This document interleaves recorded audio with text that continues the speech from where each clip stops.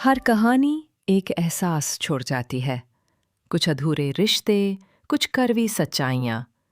ये है एक ऐसी कहानी जो हर बार दिल छू जाती है। शुरू करते हैं आज का हिस्सा। दोस्तों, आप लोग वीडियो को लाइक नहीं करते? कृपया वीडियो को लाइक करें और चैनल को सब्सक्राइब जरूर करें। इस वीडियो में मैंने कहीं एक सीक्रेट कोड छुपाया है। क्या आप उसे ढूंढ सकते हैं? अगर हाँ, तो उस कोड को सही टाइमिंग के साथ नीचे कमेंट करें। साथ ही हमारे चैनल की Instagram ID Ramjay Aspire talks को फॉलो करना ना भूलें। जो भी सही जवाब देगा, उसकी इंस्टाग्राम स्टोरी पर स्पेशल मेंशन किया जाएगा और अगली वीडियो में मिलेगा शाउट आउट, साथ में आपकी पिक्चर और नेम के साथ। अगली वीडियो में मिलेगा शाउट आउट, साथ में आपकी पिक्चर और नेम के साथ। ध्यान दें, ये स्कीम वीडियो अपलोड होने के 48 के अंदर के लिए है, तो जल्दी करें। सही जवाब प्लस आपका नाम वीडियो के नीचे कमेंट करें और उसी जवाब को इंस्टाग्राम पर डीएम करें।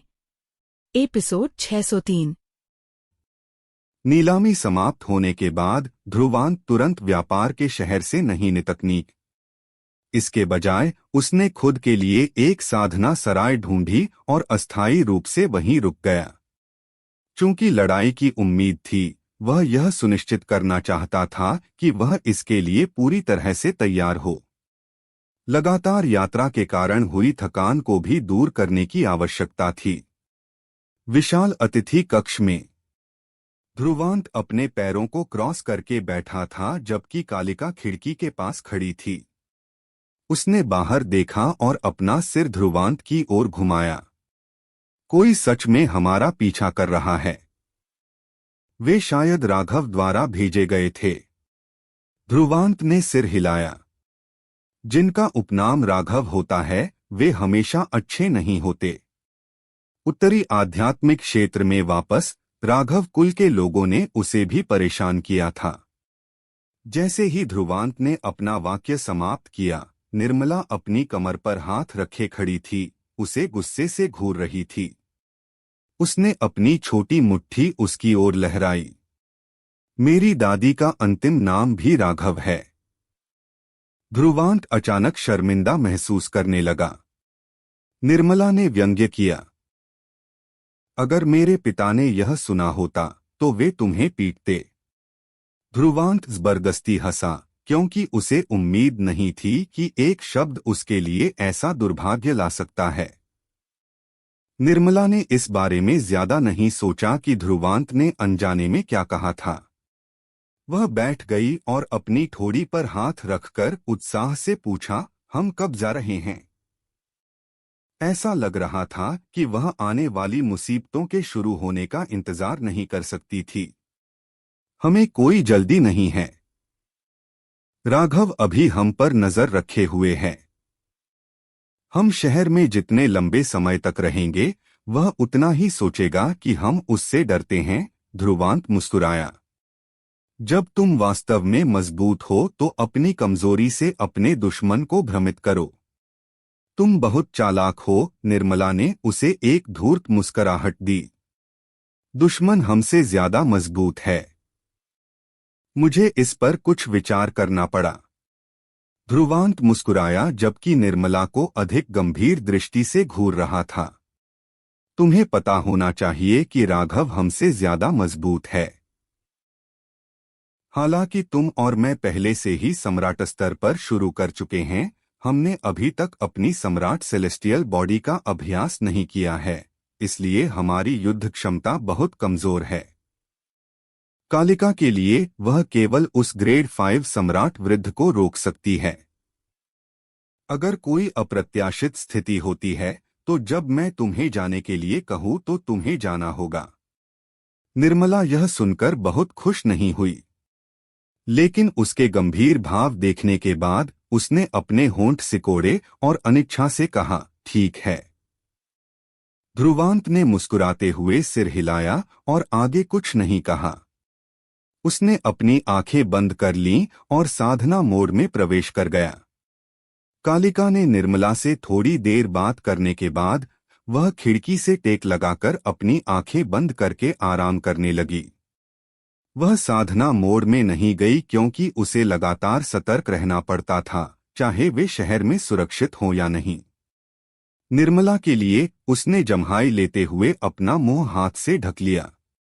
इसके बाद वह मन की शांति के साथ सो गई, जैसे कि सारे खतरे उसकी चिंता का विषय ही न हो। रात चुपचाप बीत गई। अगले दिन ध्रुवांत ने सूर्यास्त तक कोई हरकत नहीं की। सामान्य तौर पर अधिकांश लोग दिन और रात के मिलन के दौरान अपनी सतर्कता कम कर देते हैं। नतीजतन उसने इस समय सराय से कालिका और निर्मला के साथ निकलने का फैसला किया। वे भीड़ में शामिल हो गए और शहर से बाहर निकलने के लिए अपना रास्ता बनाया। जब वे सराय से निकले तो शहर के भीतर चाय मंडपों में से एक में एक किशोर चाय का प्याला पकड़े हुए था। उसके होठों के कोनों पर अचानक एक ठंडी मुस्कान बन गई। उसने अपना हाथ लहराया और जो नौकरानी उसे कोमल मालिश दे रही थी वह कमरे से चली गई। वह अपनी आंखों में हल्की ठंडक के साथ खड़ा हुआ क्योंकि उसने उस दिशा में देखा जहां शहर का द्वार था। कितना भोला लड़का है। उसे लगता है कि वह मेरी पकड़ से बच सकता है। उसने मुस्कुराते हुए अपना हाथ घुमाया। काले वस्त्रों वाला वृद्ध भूत की तरह पीछे से प्रकट हुआ। वृद्ध कालनाथ, चलो इसे करते हैं। काले वस्त्रों वाले वृद्ध ने भावहीनता से सिर हिलाया। उनके आसपास की हवा अचानक कंपित हुई और वे धीरे धीरे पतली हवा में गायब हो गए। जब वे गायब हो रहे थे, माया सुंदरी शहर के एक आंगन में एक सफेद लोमड़ी को सहला रही थी। अचानक उसने एक आकर्षक मुस्कान दी। एक अच्छा शो जल्द ही शुरू होगा। उसने धीरे से सफेद लोमड़ी को नीचे रखा और अपने पीछे वाले व्यक्ति पर मुस्कुराई। चलो, हम गुप्त रूप से उनका पीछा करेंगे। मुझे लग रहा है कि राघव को आसानी से अपना रास्ता नहीं मिलेगा। सामान्य दिखने वाला मध्यम आयु वर्ग का व्यक्ति उसके पीछे प्रकट हुआ। उनके शरीर के हिलने के साथ वे भी पतली हवा में गायब हो गए। लोगों के 3 समूह गायब हो गए और किसी को सचेत किए बिना चुपचाप शहर छोड़ दिया। एक माणिक लाल शाम का सूरज आसमान में लटका हुआ था। लाल किरणें भूमि पर छाई हुई थीं क्योंकि तापमान ठंडा हो गया था। शू माणिक लाल आकाश में हवा को चीरने वाली ध्वनि गूंज उठी क्योंकि 3 प्रकाश किरणें उस पर बह गईं। वे खतरनाक गति से कहीं दूर की ओर बढ़ रहे थे। ऐसा लग रहा था कि वे अपने पीछे एक पीछा करने वाले से बचने के लिए अपनी गति की सीमा को बढ़ा रहे थे। उनकी पूरी गति लगभग 1 घंटे तक चली, इससे पहले कि वे धीरे धीरे धीमे हो गए और वे तीनों एक पहाड़ी की चोटी पर उतर गए। ध्रुवांत ने अपना सिर उठाया और अपने पीछे आकाश की ओर देखा। वह अचानक मुस्कुराया और कहा, तुम दोनों आधे दिन से गुप्त रूप से हमारा पीछा कर रहे हो। क्या तुम थक नहीं गए? हाँ, लगता है तुम्हें इसके बारे में बहुत पहले पता चल गया था। जब ध्रुवांत ने हंसना समाप्त किया तो विशाल भूमि से एक नरम और कोमल आवाज आई। पास की एक पहाड़ी की चोटी पर स्थान थोड़ा मुड़ गया और 2 आकृतियां भूतों की तरह हवा में प्रकट हुईं। यह भागद्वार हॉल से राघव और वह ग्रेड 5 सम्राट काले वस्त्रों वाला वृद्ध कालनाथ था। उसने ध्रुवांत को चंचलता से देखा, इससे पहले कि वह आसपास देखने लगा। ओह ठीक है, मुझे लगता है कि तुमने अपनी कब्र के लिए एक अच्छी जगह ढूंढ ली है। तुम्हें कैसे पता कि यह तुम्हारे लिए नहीं है? ध्रुवांत मुस्कुराया। उसकी गहरी काली आंखों में एक ठंडी तेज चमक इकट्ठा हो रही थी। लगता है तुम खुद पर बहुत आश्वस्त हो।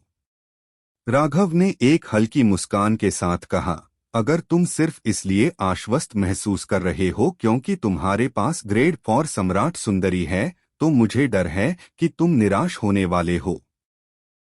राघव ने ध्रुवांत की ओर अपना हाथ बढ़ाया। इससे पहले कि मैं क्रोधित हो जाऊं, मुझे अपना शून्य महान सौर फल दो। अगर तुम्हारा रवैया मुझे खुश करता है तो मैं तुम्हें छोड़ सकता हूं। ध्रुवांत ने उसके सवाल का जवाब नहीं दिया। इसके बजाय उसने उससे वापस पूछा, तुम्हारे अमर दिव्य पत्ते और 9 ड्रैगन 9 हाथी तकनीक का क्या तुम उन्हें अपने साथ लाए हो? राघव के चेहरे पर मुस्कान धीरे धीरे गायब हो गई। उसने ध्रुवांत को भावहीनता से देखा। तुमने अपना आखिरी मौका गवा दिया है। तुम बहुत ज्यादा बोलते हो, ध्रुवांत हंसा। निर्मला अपना मुंह ढके हुए राघव पर व्यंग्य कर रही थी, राघव के प्रति उपहास को और बढ़ा रही थी। वृद्ध कालनाथ, बस इसे करो। राघव ने थोड़ा नीचे देखा और उसके चेहरे पर मुस्कान भयानक हो गई। उनके लिए कोई दया नहीं। काले वस्त्रों वाला वृद्ध आगे बढ़ा, अपने दोनों हाथों को अपनी आस्तीन में नीचे किए हुए। उसका पीला चेहरा हवा में ठंडक बिखेर रहा था। उसके शरीर से एक मजबूत और तीव्र आध्यात्मिक ऊर्जा का तूफान नितकनी। काली आध्यात्मिक ऊर्जा जमीन पर बह गई, जिससे तापमान काफी कम हो गया। काले वस्त्रों वाले वृद्ध से निकलने वाली आध्यात्मिक ऊर्जा में अत्यधिक ठंडी तरंगें थीं। जिस पहाड़ी पर वह खड़ा था, वह धीरे धीरे उसकी आध्यात्मिक तरंगों के नीचे ढह गई। एक विशाल दरार धीरे धीरे बनी और पूरे पहाड़ पर फैल गई। आध्यात्मिक ऊर्जा के थोड़े से दबाव से ही एक पहाड़ ढह सकता था। ग्रेड 5 सम्राट की ताकत इतनी डराने वाली थी। ध्रुवांत ने देखा कि उसकी आंखें थोड़ी गंभीर हो गईं। यह पहली बार था जब वह ग्रेड 5 सम्राट का सामना कर रहा था और वह ऊर्जा वास्तव में सम्मोहक थी। कालिका, जो उसके बगल में खड़ी थी, तेजी से हिली। उसकी राजसी ऊर्जा फट गई जबकि स्थान मुड़ गया। एक विशाल काली गौरैया, इतनी बड़ी कि सूरज को छिपा सके, उसके ऊपर प्रकट हुई। काली गौरैया पर एक बैंगनी लौ भड़क रही थी। दिव्य जानवर। राघव और काले वस्त्रों वाले वृद्ध की आंखों में कठोरता आ गई जब विशाल काली गौरैया प्रकट हुई। काले वस्त्रों वाले वृद्ध ने कालिका को घूरते हुए कर्कश आवाज में कहा, कोई आश्चर्य नहीं कि तुम इतने आश्वस्त हो। ऐसा इसलिए है क्योंकि तुम्हारा वास्तविक शरीर एक दिव्य जानवर है। आमतौर पर ग्रेड 4 सम्राट ग्रेड 5 सम्राट के साथ प्रतिस्पर्धा करने की हिम्मत नहीं करता, क्योंकि सिर्फ एक ग्रेड का अंतर बहुत बड़ा था। लेकिन जब एक दिव्य जानवर की बात आती है तो यह थोड़ा अलग होता है। एक मजबूत शारीरिक शरीर और कुछ प्रतिभाशाली लाभों के साथ शक्तिशाली दिव्य जानवर उसी ग्रेड के लोगों की तुलना में बहुत मजबूत हो सकता है। राघव ने अपनी भौहें सिकोड़ी, इससे पहले कि वह बाहर नितकनीक अपनी ठंडी आंखों से ध्रुवांत पर निशाना साधा। वृद्ध कालनाथ, तुम उसे दबाओगे जबकि मैं व्यक्तिगत रूप से इस लड़के से निपटूंगा।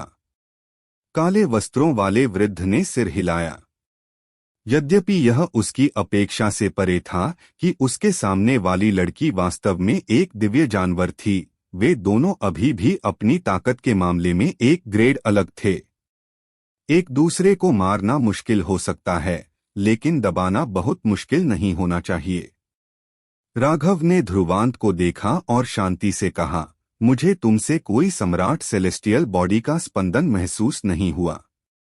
इसलिए मुझे लगता है कि तुमने अभी तक अपनी सम्राट सेलेस्टियल बॉडी विकसित नहीं की है ना? ध्रुवांत ने कोई जवाब नहीं दिया। खैर, यह बहुत बुरा है क्योंकि तुम्हें इसे विकसित करने का मौका कभी नहीं मिलेगा, राघव ने झूठी दया से आह भरी। अचानक उसने अपना पैर पटका और एक पल में उसकी आंखें क्रूर हो गईं। लेकिन तुम्हारे मरने से पहले मैं तुम्हें सम्राट सेलेस्टियल बॉडी की असली शक्ति दिखाऊंगा। बूम! आध्यात्मिक ऊर्जा का विशाल विस्तार आकाश में चढ़ गया, आकाश और सूरज को ढक लिया। राघव के चारों ओर भयंकर रूप से एकत्रित हुई लाल आध्यात्मिक ऊर्जा अंततः लगभग 1000 फीट ऊंची एक विशाल लाल आकृति में बदल गई। उस आकृति के चारों ओर आग जल रही थी और दूर से यह एक विशाल लावा दैत्य जैसा लग रहा था जो अभी-अभी आकाश से गिरा हो। आसपास का तापमान तेजी से बढ़ गया। Heavenly flame celestial body. आगे क्या होने वाला है, ये जानने के लिए कहानी को सुनते रहिए। और अगर आपको हमारी कहानी पसंद आए तो हमारे चैनल रामजय एस्पायर टॉक्स को सब्सक्राइब करना न भूलें। एपिसोड 604। लाल लपटों से जलता हुआ एक विशालकाय जमीन पर खड़ा था, जैसे कि वह जमीन को पिघलाने वाला हो। एक अवर्णनीय हिंसक झुलसाने वाला तूफान भड़कने लगा। राघव का शरीर लाल विशालकाय के अंदर पूरी तरह से गायब हो गया। एक बार सम्राट सेलेस्टियल बॉडी सक्रिय हो जाने पर यह सबसे उत्तम रक्षा का निर्माण करेगी जो अंदर मौजूद राघव की रक्षा करेगी। सम्राट सेलेस्टियल बॉडी ने हमला करने और बचाव करने दोनों के लिए उत्तम साधन प्रदान किए। यही मुख्य कारण था कि सभी सम्राट इसे खोजने के लिए बहुत प्रयास करते थे। लाल विशालकाय की आंखें भी ठीक उसी क्षण धीरे धीरे खुलीं, उनके भीतर आग जल रही थी। इस बीच राघव की तेज आवाज, जो हत्या के इरादे से भरी थी, हवा में फैल गई। अब क्या तुम्हें पता है कि निराशा क्या है? सम्राट सेलेस्टियल बॉडी ने किसी भी सम्राट की युद्धक शक्ति में बहुत महत्वपूर्ण वृद्धि प्रदान की। इसलिए जब राघव को एहसास हुआ कि ध्रुवांत ने अपनी सम्राट सेलेस्टियल बॉडी का अभ्यास भी नहीं किया है, तो उसने अपनी सतर्कता पूरी तरह से कम कर दी। जिस सम्राट सेलेस्टियल बॉडी का उसने अभ्यास किया था, उसे हेवनली फ्लेम सेलेस्टियल बॉडी कहा जाता था, जो 99 सम्राट सेलेस्टियल बॉडीज में 97वें स्थान पर थी। यद्यपि इसका रैंक लगभग सबसे कम था, फिर भी इसे कम आंकना बहुत मूर्खतापूर्ण होगा। लिविरिया में 99 सम्राट सेलेस्टियल बॉडीज रैंकिंग में सभी सम्राट सेलेस्टियल बॉडीज अविश्वसनीय रूप से शक्तिशाली थीं। आखिरकार एक सम्राट सेलेस्टियल बॉडी के लिए साधना विधि को किसी भी दल या बल के लिए अत्यंत गुप्त माना जाएगा और इस तरह बाहरी लोगों को आसानी से नहीं दिया जाएगा। इस प्रकार अधिकांश सम्राट स्वामी केवल कुछ साधारण सम्राट सेलेस्टियल बॉडीज के लिए साधना विधियां प्राप्त कर सकते थे। कुछ तो बस सबसे आम विधि का उपयोग कर सकते थे, अपनी आध्यात्मिक ऊर्जा के साथ सम्राट सेलेस्टियल बॉडी को संघनित करना। उस स्थिति में इसमें कोई विशेष शक्तियां शामिल नहीं होंगी। उदाहरण के लिए राघव द्वारा विकसित हेवनली फ्लेम सेलेस्टियल बॉडी के लिए उसे अपनी आध्यात्मिक ऊर्जा को हेवनली फ्लेम के साथ पूरी तरह से मिलाने की आवश्यकता थी, इससे पहले कि वह सफलतापूर्वक इसका अभ्यास कर सके। अधिक शक्तिशाली सम्राट सेलेस्टियल बॉडीज उपयोगकर्ता को एक चौंकाने वाली शक्ति प्रदान करेंगी जो वास्तव में उसे उच्च ग्रेड के लोगों से लड़ने की अनुमति देगी। इसलिए जब राघव को पता चला कि ध्रुवांत ने अपनी सम्राट सेलेस्टियल बॉडी विकसित नहीं की है, तो उसे विश्वास हो गया कि लड़ाई का परिणाम पहले से ही अडिग है। हेवनली फ्लेम सेलेस्टियल बॉडी है ना? ध्रुवांत ने भी उस क्षण अपना सिर उठाया ताकि लाल विशालकाय को गंभीरता से घूर सके, जो अब जमीन पर खड़ा था। इस राघव के पास स्पष्ट रूप से उसके मुंह से कहीं अधिक था, क्योंकि यह भी स्पष्ट था कि उसके पास वास्तव में एक बहुत मजबूत शक्ति भी थी। इतनी मजबूत सम्राट सेलेस्टियल बॉडी के साथ वह शायद सभी ग्रेड 1 सम्राट में शीर्ष पर होगा। क्या तुम इससे निपट सकते हो? कालिका ने ध्रुवांत को अपनी आंखों में कुछ चिंता के साथ देखा। मूल रूप से उसने सोचा था कि राघव ने केवल एक सामान्य सम्राट सेलेस्टियल बॉडी विकसित की है। हालांकि उसे उम्मीद नहीं थी कि यह लड़का वास्तव में हेवनली फ्लेम सेलेस्टियल बॉडी को सफलतापूर्वक विकसित कर सकता है। तुम्हें बस उस बूढ़े आदमी को रोकना है। भले ही हम असफल हों, हम भाग सकते हैं, ध्रुवांत ने धीरे से कहा। सावधान रहना, कालिका ने धीरे से सिर हिलाया और आगे कुछ नहीं बोली। उसकी लंबी आंखों में कुछ ठंडक देखी गई। फिर वह हिली और सीधे विशाल काली गौरैया के ऊपर प्रकट हुई, जिसके बाद वह तेजी से दूर उड़ गई। दृश्य देखकर काले वस्त्रों वाले वृद्ध ने भी हल्की मुस्कान दी, फिर अपना शरीर हिलाया, सीधे गायब हो गया। जब वह फिर से प्रकट हुआ तो वह पहले से ही कालिका के सामने था। जैसे ही उसने अपनी आस्तीन लहराई, आकाश में एक तूफान भड़कने लगा। जब कालिका और काले वस्त्रों वाला वृद्ध एक दूसरे का सामना कर रहे थे, ध्रुवांत ने भी अपने सामने लाल विशालकाय पर पूरी तरह से ध्यान केंद्रित करना शुरू कर दिया। यह पहली बार था जब वह एक वास्तविक सम्राट मास्टर से लड़ने के लिए अपनी शक्तियों का उपयोग कर रहा था। अपना ख्याल रखना, ध्रुवांत ने निर्मला से कहा, इससे पहले कि वह भी बाहर निकल जाए। वह हवा में खड़ा हो गया और अचानक अपना पैर पटक दिया। उसके पीछे का स्थान कुछ विकृत और अस्पष्ट हो गया, जैसे कि यह एक विशाल समुद्र हो जिसे हल्के से देखा जा सके।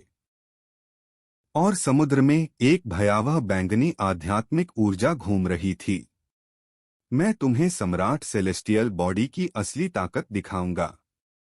राघव जिस सम्राट सेलेस्टियल बॉडी में बदल गया था, उसने अपना विशाल हाथ बढ़ाया, उसकी लाल उंगली हवा में नीचे धकेल दी। बैंग! उसकी उंगली नीचे दबाने के बाद स्थान विकृत लग रहा था और एक लाल प्रकाश किरण जो कुछ 1000 फीट बड़ी थी, बाहर निकली। प्रकाश किरण असाधारण रूप से चिपचिपी थी, जैसे मैग्मा। किरण पर एक लाल लौ भड़क रही थी और यह अविश्वसनीय रूप से हिंसक लग रही थी।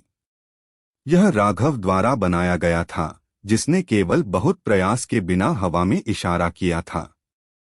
यह उस समय जयंत के सबसे मजबूत प्रहार से कहीं अधिक शक्तिशाली था। यह सम्राट सेलेस्टियल बॉडी के अभ्यास के बाद प्रदर्शित होने वाली वास्तविक शक्ति थी।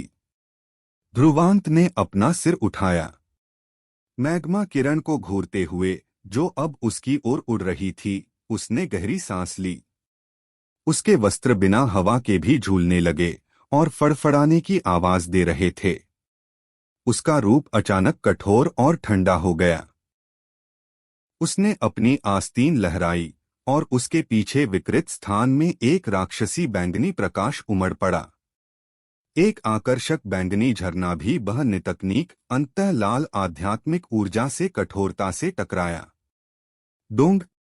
दोनों एक दूसरे से टकराए, जिसके परिणामस्वरूप एक पृथ्वी हिला देने वाली आवाज तुरंत फैल गई। एक आध्यात्मिक ऊर्जा का तूफान बह गया, जिसके परिणामस्वरूप नीचे की जमीन पर कई विशाल दरारें फूट पड़ी। आकाश में ध्रुवांत अभी भी हवा का सामना कर रहा था। उसका शरीर शानदार बैंगनी प्रकाश से ढका हुआ था और उसकी काली आंखों में बैंगनी लपटें उठ रही थीं। उसने वास्तव में अपनी आध्यात्मिक ऊर्जा की शक्तियों पर भरोसा करके राघव के हमले को रोक दिया था। तुम वास्तव में मेरी हेवनली फ्लेम आध्यात्मिक ऊर्जा को रोक सकते हो? लाल विशालकाय की आंखों में कुछ आश्चर्य दिखाई दिया। जाहिर है, राघव ऐसे परिणाम पर विश्वास नहीं कर सकता था। उसने जिस आध्यात्मिक ऊर्जा का अभ्यास किया था, वह हेवनली फ्लेम के साथ जुड़ी हुई थी और इसकी शक्ति साधारण सम्राट आध्यात्मिक ऊर्जा से कहीं अधिक मजबूत थी, क्योंकि यह विशेष रूप से दबंग थी। हालांकि इसे ध्रुवांत ने इस समय वास्तव में रोक दिया था। तो वास्तव में तुम्हारी आध्यात्मिक ऊर्जा कुछ अजीब है। राघव बहुत चौकस था और उसने जल्दी से पता लगा लिया कि ध्रुवांत के चारों ओर मंडराने वाली बैंगनी आध्यात्मिक ऊर्जा काफी विशेष थी। उसकी आध्यात्मिक ऊर्जा में हेवनली फ्लेम भी बैंगनी लपटों को दबा नहीं सकी, जो चुपचाप भड़क रही थीं। दूर एक पर्वत शिखर पर उस क्षण 2 आकृतियां भी प्रकट हुईं। सफेद लोमड़ी के फर कोट में एक आकर्षक महिला ने दूर की लड़ाई को घूरते हुए, उसकी सुंदर आंखों में कुछ आश्चर्य चमकते हुए, धीरे से कहा, युवक की आध्यात्मिक ऊर्जा काफी अनोखी लगती है। यह एक बहुत मजबूत प्रकार की लौ के साथ मिश्रित होनी चाहिए। उसके बगल वाले मध्यम आयु वर्ग के व्यक्ति ने भी आश्चर्य में टिप्पणी की। इसमें कोई आश्चर्य नहीं कि भले ही उसने अपनी सम्राट सेलेस्टियल बॉडी विकसित नहीं की है, वह राघव को चुनौती देने की हिम्मत करता है। उसके पास वास्तव में महान क्षमताएं हैं। अभी निष्कर्ष निकालना जल्दबाजी होगी। राघव की हेवनली फ्लेम सेलेस्टियल बॉडी कोई साधारण सम्राट सेलेस्टियल बॉडी नहीं है। आकर्षक महिला मुस्कुराई और कहा। यह सुनकर मध्यम आयु वर्ग के व्यक्ति ने भी सहमति में सिर हिलाया। जैसे ही वे बात कर रहे थे, दूरी में ध्रुवांत अचानक हवा में ऊंचा उठ गया। अगले ही पल वह वास्तव में लाल विशालकाय के ठीक सामने प्रकट हुआ। उसके सिर के ऊपर से एक लाल प्रकाश प्रकट हुआ, फिर आकाश में चढ़ गया। एक एटॉर्नेंट राक्षसी शक्ति हवा में भर गई थी। मैं न केवल तुम्हारी हेवनली फ्लेम आध्यात्मिक ऊर्जा को रोकूंगा, मैं तुम्हारी हेवनली फ्लेम सेलेस्टियल बॉडी को भी कुचल दूंगा। महान मेरु स्तंभ लाल प्रकाश में प्रकट हुआ। यह तेजी से फैला जैसे ही यह हवा के खिलाफ चला और 1000 फीट बड़ा हो गया। यह आकाश में खड़ा था, एक आदिम दुष्ट तकनीक कृति की तरह। ध्रुवांत के हाथ ऐसे लग रहे थे जैसे वे कुछ पकड़े हुए हों, और उसने सीधे महान मेरु स्तंभ को घुमाया। बिना किसी हिचकिचाहट के उसने स्तंभ को सीधे हेवनली फ्लेम सेलेस्टियल बॉडी के सिर की ओर जोर से मारा। भयानक शक्ति ने अंतरिक्ष को भी चकनाचूर कर दिया, जिसके परिणामस्वरूप कुछ छोटी दरारें सतह पर आ गईं। ध्रुवांत की ताकत और महान मेरु स्तंभ की शक्ति की सहायता से हमला पहले से ही चौंकाने वाला शक्तिशाली था।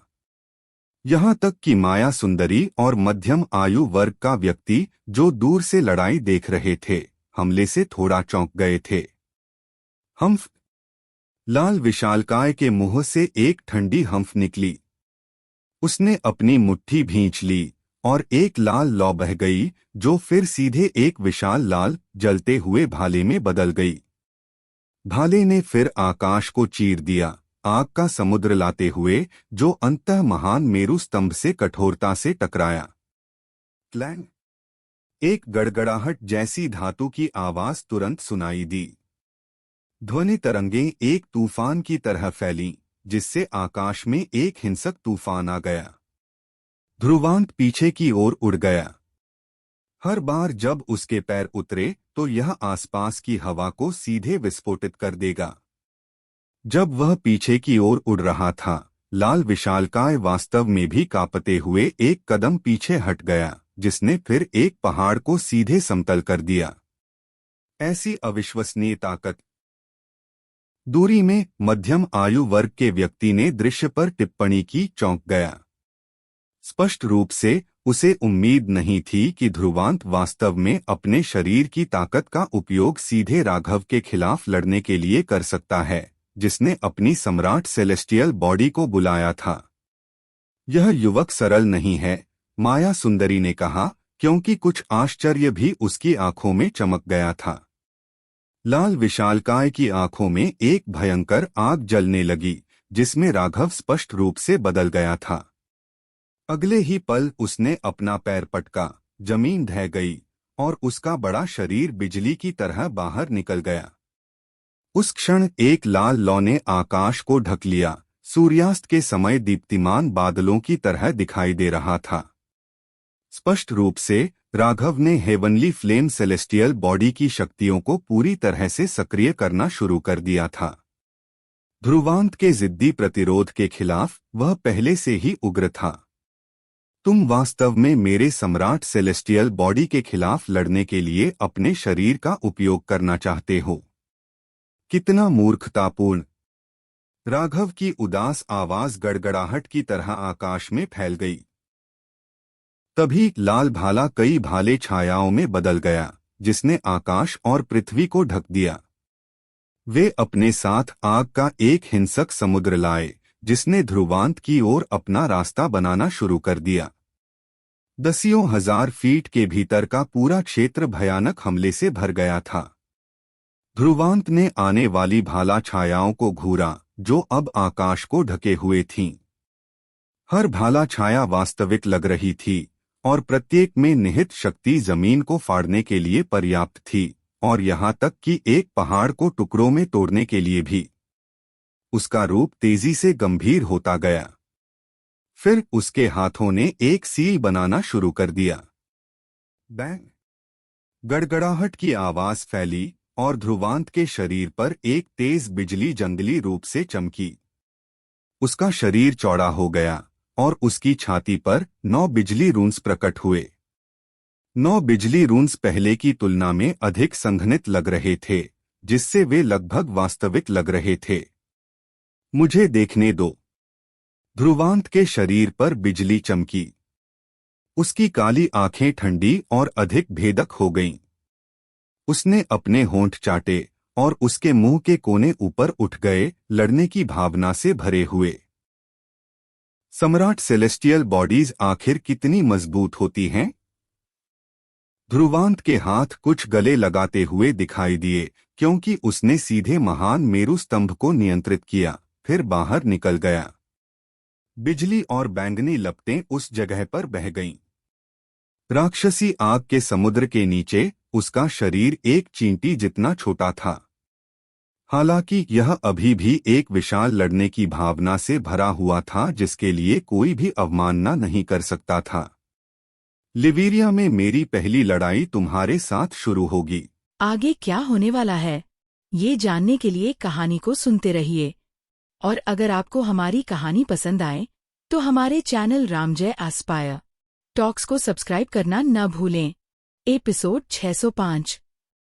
लाल रंग की लपटों ने क्षितिज को निगल लिया। ऐसा लग रहा था जैसे आसमान में आग लगने वाली हो। आग की लपटों के बीच एक विशाल ज्वलनशील बंदूक तेजी से दागी गई। आग ने आकाश और भूमि को ढक लिया। पूरी जगह उग्र ज्वलनशील प्रकाश में रंगी हुई थी। यह एक अत्यंत भयावह हमला था। हालांकि इस तरह के चौंका देने वाले आक्रामक विस्फोटों का सामना करने के बावजूद ध्रुवांत ने हार के कोई संकेत नहीं दिखाए। उसने महान मेरु स्तंभ के चारों ओर कसकर अपनी मुट्ठी भींच ली और आगे बढ़ा, क्योंकि राजसी बैंगनी आध्यात्मिक ऊर्जा आकाश में ऊपर उठने लगी। अंत में उसने महान मेरु स्तंभ को घुमाया और लपटों को चारों ओर घुमाया। बैंग! बैंग! आकाश में एक पृथ्वी हिला देने वाली टक्कर हुई। विशाल राक्षसी ज्वाला बंदूक की छाया के सामने ध्रुवांत का सिलहूट छोटा लग रहा था। महान मेरु स्तंभ के लहराने के तहत ज्वलनशील बंदूक छाया के अनगिनत स्ट्रोब टुकड़ों में बिखर गए।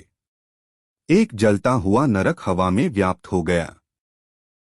हर बार जब ज्वलनशील बंदूक छाया का एक स्ट्रोब बिखर जाता था तो आकृति पीछे हट जाती थी, लेकिन उसने बचने का कोई संकेत नहीं दिखाया और सीधे खतरे का सामना किया। यह देखना अविश्वसनीय रूप से उल्लेखनीय था। नीचे निर्मला लगातार पीछे हट रही थी, क्योंकि वह उग्र लपटों को देख रही थी।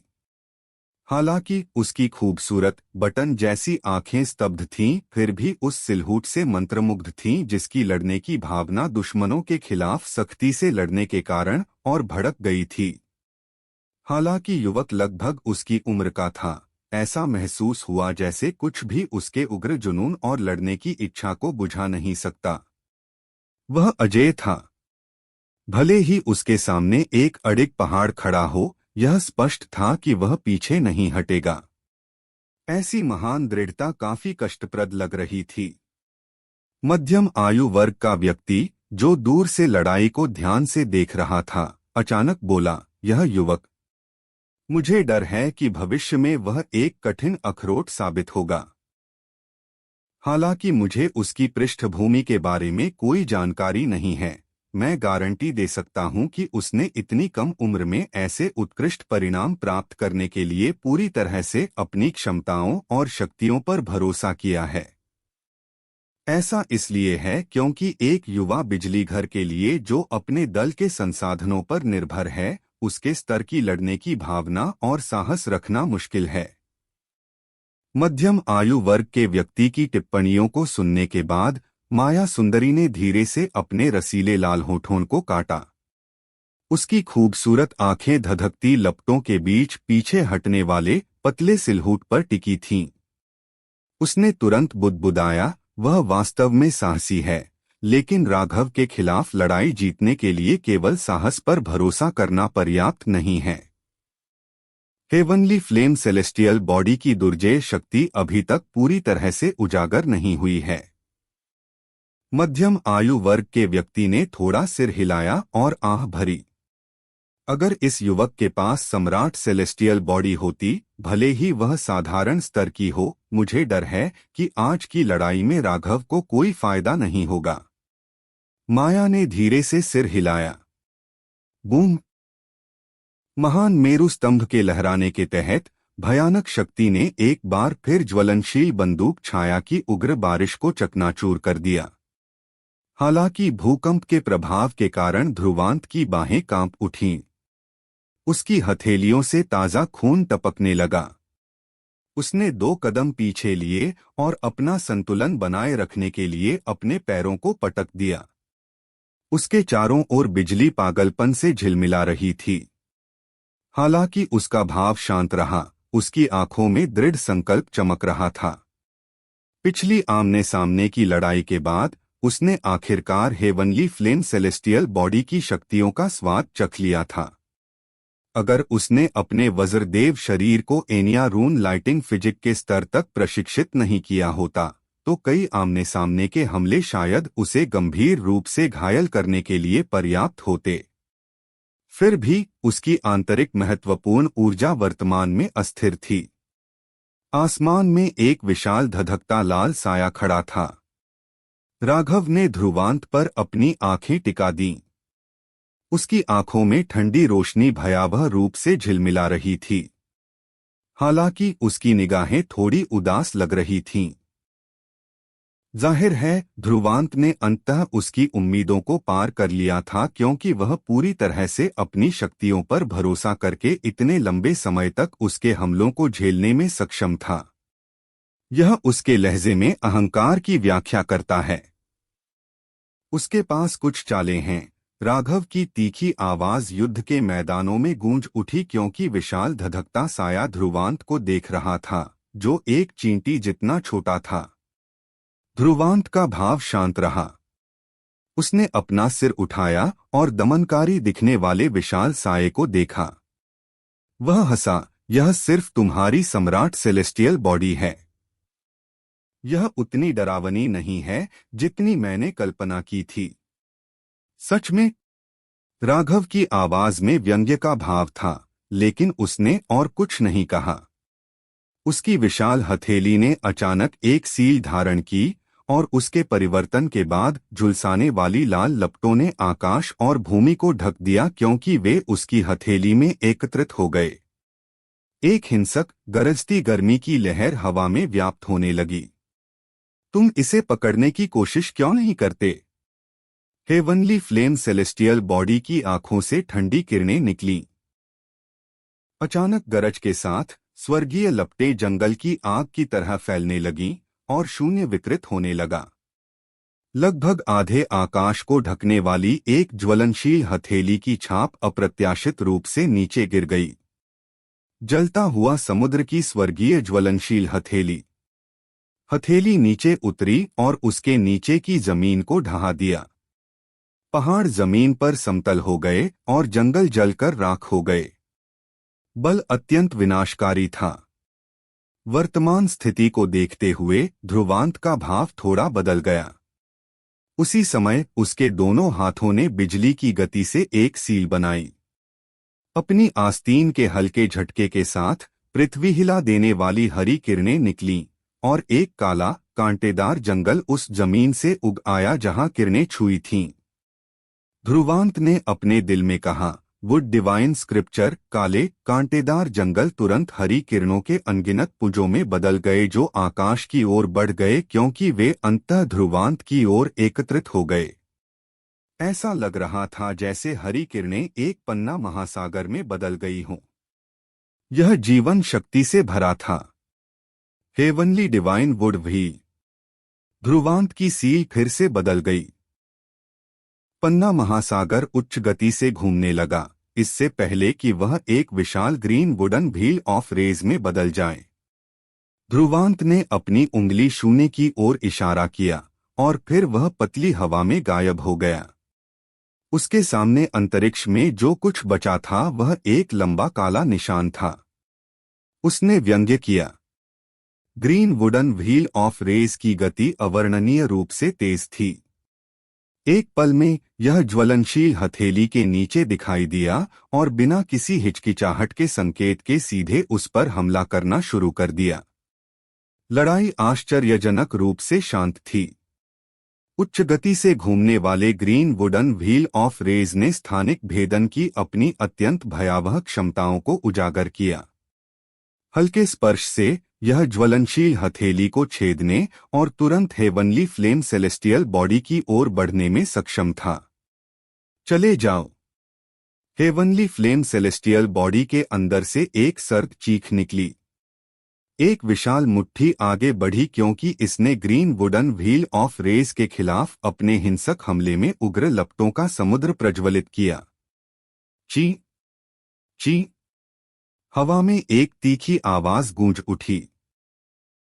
Green wooden wheel of race और हेवनली फ्लेम सेलेस्टियल बॉडी गतिरोध में बने रहे। दो शक्तिशाली ताकतों के बीच टकराव ने उनके आसपास के स्थान को विकृत कर दिया था। थप थप थप थप इस तरह के गतिरोध ने राघव को जलते हुए क्रोध में डाल दिया। ध्रुवांत ने बार बार उसके हमलों का बचाव किया था। उसकी आंखों में यह अपमान का एक रूप था। उसकी आंखों में लपटें पागलपन से जलने लगीं। एक झुलसाने वाली लाल ज्वाला ने तुरंत उसके विशाल शरीर को ढक लिया, इससे पहले कि वह फायर ड्रैगन की तरह आगे बढ़े और green wooden wheel of race को निगल ले। बैंग! दुर्भाग्य से green wooden wheel of race अभी भी इस तरह के क्रूर हमलों का विरोध करने में असमर्थ था।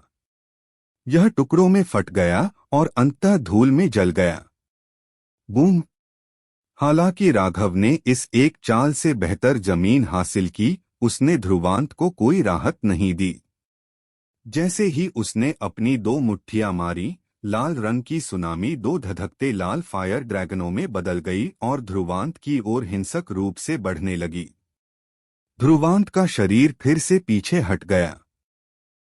राजसी बैंगनी आध्यात्मिक ऊर्जा की किरणें धधकते लाल फायर ड्रैगन के हमलों को रोकने के प्रयास में आगे बढ़ी, लेकिन प्रयास व्यर्थ रहे क्योंकि वे अंततः राख में जल गए। उसी क्षण राघव स्पष्ट रूप से हेवनली फायर सेलेस्टियल बॉडी की पूरी शक्तियों को उजागर कर रहा था। बूम! धधकता लाल फायर ड्रैगन बिजली की गति से चला। ध्रुवांत ने कई बार हमलों से बचा, लेकिन अंत में वह और पीछे हटने में असमर्थ था। फायर ड्रैगन उसकी ओर बढ़ा और उसके शरीर से सारी आध्यात्मिक ऊर्जा को गिरा दिया। बैंग! ध्रुवांत के शरीर को एक गंभीर चोट लगी। वह नीचे गिरने लगा, इससे पहले कि वह हिंसक रूप से जमीन से टकरा जाए। हिंसक प्रभाव के कारण जमीन ढह गई। मुझे लगा तुम मजबूत हो। क्या तुम इसे फिर से आजमाना चाहते हो? यह देखकर कि ध्रुवांत अंततः गंभीर रूप से घायल हो गया था, राघव ठंड से हंसने लगा। उसने सिंकहोल को घूरा। उसकी आंखें मारने की इच्छा से चमक रही थीं और उसने पीछे हटने का कोई संकेत नहीं दिखाया। जैसे ही उसने अपनी मुट्ठी भींची, एक विशाल ज्वलनशील लंबा भाला उसकी बाहों में इकट्ठा होने लगा। एक सरसराहट में इसने शून्य को छेद दिया और सिंकहोल की ओर बढ़ गया। स्विश! हालांकि जैसे ही विशाल ज्वलनशील भाला सिंकहोल को छेदने वाला था, एक सुंदर स्त्री आकृति अचानक हवा में प्रकट हुई। उसके पतले हाथों ने एक सील बनाना शुरू कर दिया और आध्यात्मिक ऊर्जा की राजसी किरणें निकलीं क्योंकि इसने एक विशाल पानी की ढाल बनाई। पानी की ढाल पर भंवर घूम रहे थे। बहते पानी की ढाल। बैंग! ज्वलनशील लंबे भाले ने पानी की ढाल को छेद दिया और एक हिंसक ऊर्जा लहर में फट गया। हालांकि अधिकांश ऊर्जा पानी की ढाल पर भंवरों द्वारा निगल ली गई थी।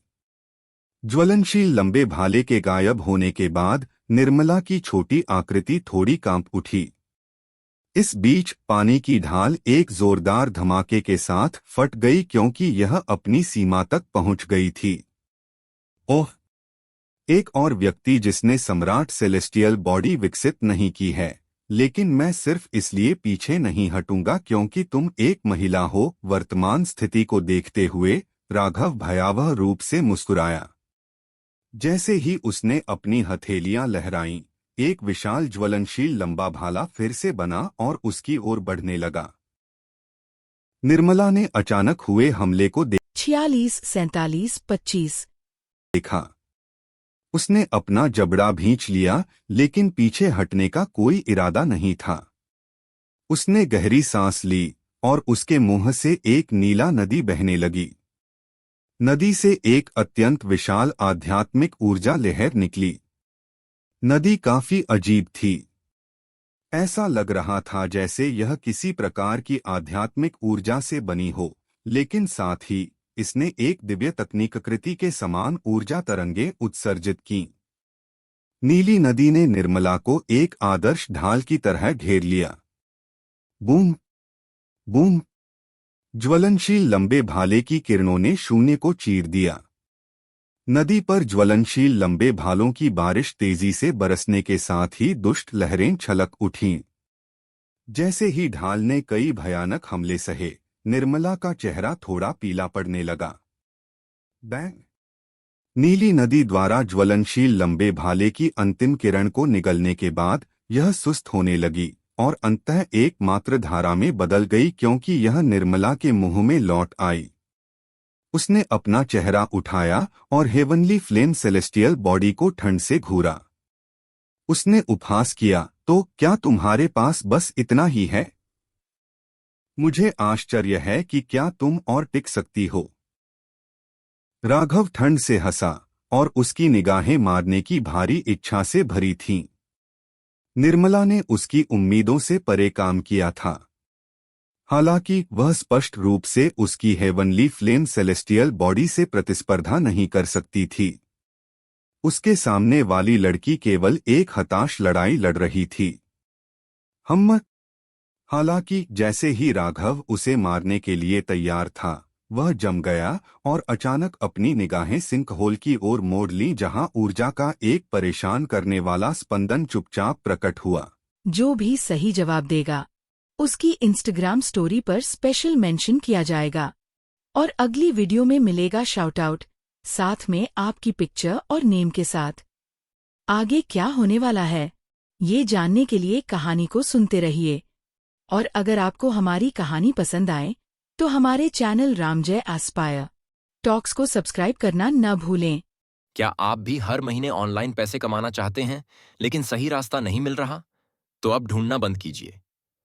टेक सैवी फ्रंट पर पाएं हर तरीका, ब्लॉगिंग, एफिलिएट, यूट्यूब और भी बहुत कुछ, वो भी आसान हिंदी में और बिल्कुल फ्री। आज ही विजिट करें हमारी वेबसाइट techsavvyfront.blogspot.com, क्योंकि मौका हर दिन नहीं मिलता।